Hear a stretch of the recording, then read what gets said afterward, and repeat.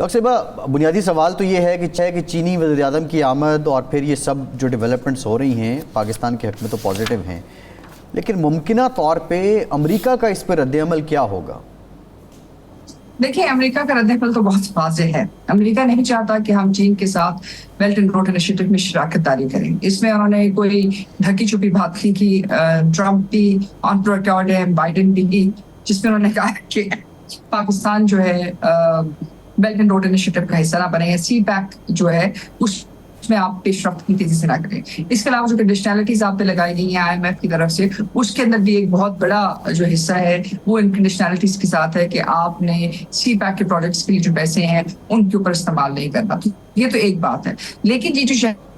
Organization کا جو اجلاس منعقد ہو رہا ہے پاکستان میں، اس کی اہمیت سی پیک سے بھی بڑھ کر ہے، کیونکہ اس میں آپ کے پاس صرف چین نہیں آ رہا، یہ دو طرفہ جو ہے خالی وزٹ نہیں ہے، بلکہ اس کے اندر روس، اس کے علاوہ 6 جو ہے مختلف وزیر اعظم پاکستان آئے ہیں، اور ساتھ ایران کے نائب صدر، یعنی کہ ایک طرح سے اس خطے کی اس وقت جو اقتصادی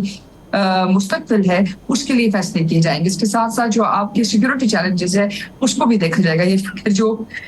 ریٹس کے اسٹرکچر ہے، باقی تمام چیزیں، یعنی کہ تمام چیزوں کے اوپر خطے کے لیے جو کچھ ضروری ہے وہ دیکھا جائے گا۔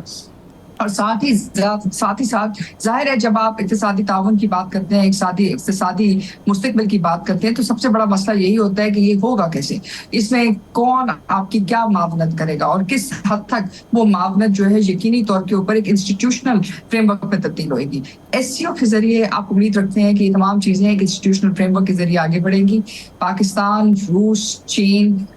قزاقستان، اور اس کے علاوہ جو باقی 8 ممالک ہیں، 7 ممالک ہیں جو SCO کے مطلب حصے دار ہیں ہندوستان کو نکال کر، تو میرے خیال سے ان کے درمیان جو اقتصادی تعاون ہے اس کی جو چانسز ہیں وہ بہت زیادہ ہیں، اور انشاءاللہ تعالیٰ یہ پاکستان کے لیے بہتری کا سبب ہے۔ ڈاکٹر صاحب، یہ ہم 2-3 سال تک ہمارے ہاں یہ کہا جاتا رہا، پچھلا جو دور تھا کہ جی ہمارا پرنسپل جو پارٹنر ہے، اسٹریٹجک پارٹنر، وہ چین ہے، باقی جو ہے تعلقات کی حیثیت ثانوی ہے۔ کیا اب بھی ہمارا پرنسپل اسٹریٹجک پارٹنر چین ہے؟ دیکھیں، چین یقینی طور کے اوپر آپ کا ایک بڑا پارٹنر ہے، پرنسپل پارٹنر ضرور ہے، لیکن جو خوشائند بات یہ ہے کہ اس SCO کے اس فریم ورک کے ذریعے آپ نے روس سے بھی انویسٹمنٹ جو ہے آپ پاکستان کی طرف کھینچنے میں جو ہے کامیاب ہو رہے ہیں۔ اس کے علاوہ صرف یہاں تک بات نہیں ہے، دیکھیں جب چین کا بیلٹ اینڈ روڈ انیشیٹو آتا ہے، یعنی سی پیک پاکستان اس میں شمولیت لیتے آگے کیا آتا ہے، اس کا فیز 2 شروع ہوتا ہے، تو بہت ساری چینی صنعت پاکستان میں آ کے لگے گی، اور اس کے ساتھ ساتھ جو بین الاقوامی معاشی راہداری ہے آپ اس میں حصہ داری ڈالیں گے، کیونکہ جب تک آپ بین الاقوامی معاشی راہداری کا حصہ نہیں بنتے ہیں تب تک آپ کے ملک میں مختلف ملکوں کی جنگیں لڑی جائیں گی، آپ کے خلاف جو ہے دہشت گردی کے واقعات میں اضافے ہوتے رہیں گے۔ اس چیز کی روک تھام صرف اس وقت ممکن ہے جب آپ بین الاقوامی دنیا کے اقتصادی سٹیکس پاکستان کی معیشت کے ساتھ، پاکستان کے مستقبل کے ساتھ اور پاکستان میں امن کے ساتھ منسلک کریں گے، اور اگر آپ یہ کرنے میں کامیاب ہو جاتے ہیں تو یقینی طور کے اوپر پاکستان کے لیے آئندہ جو آنے والے سال ہیں وہ بہتری کا سبب بنے گی۔ صحیح۔ انڈیا اب امریکن پارٹنر ہے، اور وہ سمجھا جاتا ہے، عام تاثر، بہرحال یہ پختہ تاثر ہے کہ چین کے مقابلے میں انڈیا کو تیار کیا جا رہا ہے منی سپر پاور کے طور پر، یا سپر پاور کے طور پر۔ تو چین امریکہ دونوں کی جو پاکستان کے حوالے سے، چین کے حوالے سے پالیسی ہوگی وہ تو کسی سے ڈھکی چھپی نہیں ہے۔ ہمیں اس پارٹنرشپ کو مزید آگے بڑھانے کے لیے کیا اقدامات کرنے ہوں گے، کون سے چیلنجز درپیش ہیں جن کا ہمیں سامنا کرنا ہوگا اور ہمیں اس کے لیے تیاری کرنی پڑے گی؟ دیکھیں،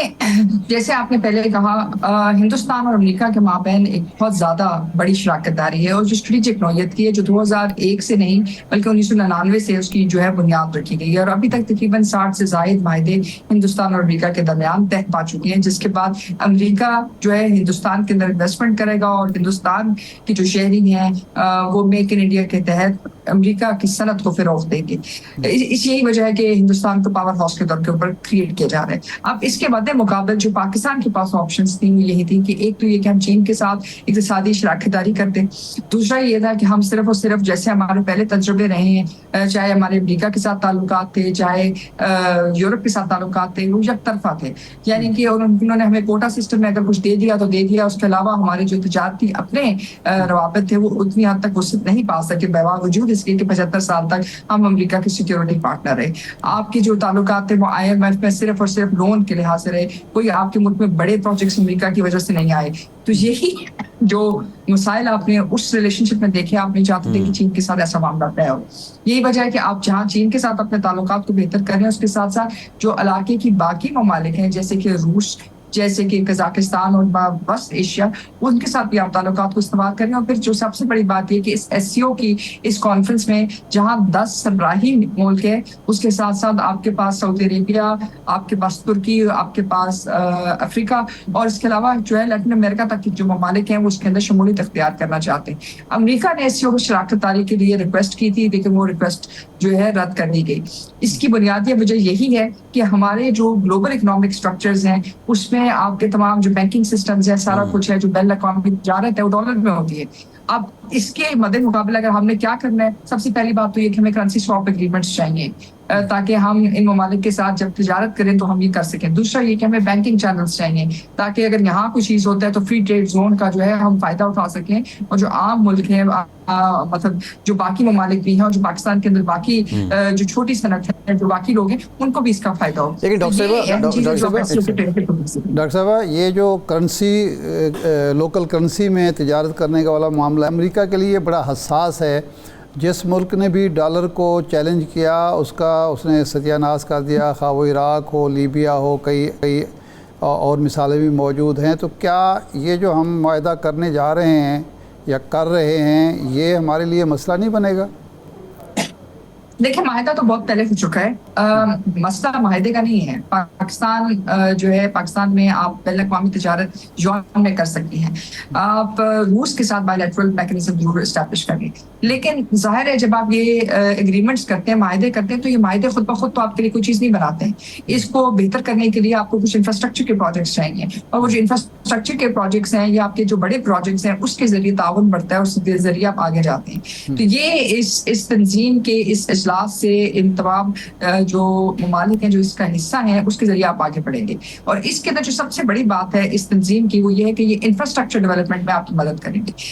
और आपको कोई बैन अक़वामी तिजारत में जाने की जरूरत नहीं है, क्योंकि आप तमाम ममालिक एक दूसरे के साथ ज़मीनी रास्ते के साथ मुंसलिक हैं। तो ये एक अहमियत का हामिल है। और अगर आपकी इंफ्रास्ट्रक्चर्स बन जाते हैं, आपकी रोड रेलवे लिंक्स बन जाते हैं, आपकी IT के कम्युनिकेशन लिंक्स बन जाते हैं, तो आप सोचें कि आपके पास तकरीबन 4 बिलियन लोगों से बड़ी जो है एक मार्केट आपके पास है, जहां आपको बैन अक़वामी समुद्र में जाने की जरूरत नहीं है, जहां आपका टोटल ज़मीनी रास्ता 2500 किलोमीटर या उससे भी कम है, और कुछ जगहों के ऊपर शायद 3000 या 3300 है। तो ऐसी सूरत हाल में आप सोच सकते हैं कि आपके लिए कितना बड़ा एक तिजारती मरकज खुल सकता है, और एक आपकी बहुत सारी जो चीज़ें हैं जहाँ दोनों ममालिक के लिए, यानी वेस्ट एशिया के लिए आप समुंदर का रास्ता लेके आएंगे, और जो अफ्रीका और जो बाकी ममालिक हैं उनके लिए रसाई चीन तक, और चीन के लिए रसाई बैन अक़वामी दुनिया तक, और उसके साथ साथ आपकी जो अपनी सनत है उसके लिए दोनों तरफ के रास्ते, यानी समुद्री माशी राहदारी भी आपके लिए खुल जाएगी और ज़मीनी राहदारी भी। और ये सिर्फ उसी वक्त मुमकिन है अगर आपके इंफ्रास्ट्रक्चर डेवलपमेंट प्रोजेक्ट्स कंप्लीट हो,